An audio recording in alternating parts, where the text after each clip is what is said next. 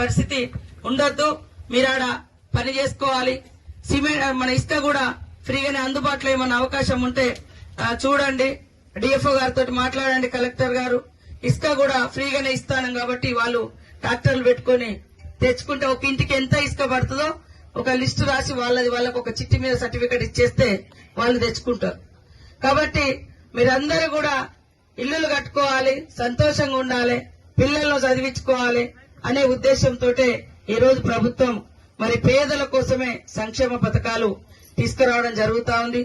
మరి ఇన్ని రోజులు మనం సన్న బియ్యం కొనుక్కోవాలంటే అందరికి పత్రాలు ఇవ్వడం జరుగుతుంది.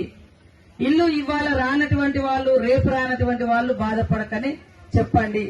అందరికి ఇచ్చే బాధ్యత మాది.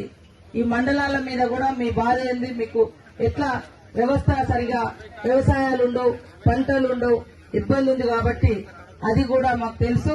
తప్పకుండా ఎక్కువ ఇల్లులు కూడా పెడతా ఉన్నాం, ఎక్కువ మందికి వచ్చేటట్టుగా. మీరందరూ కూడా సంతోషం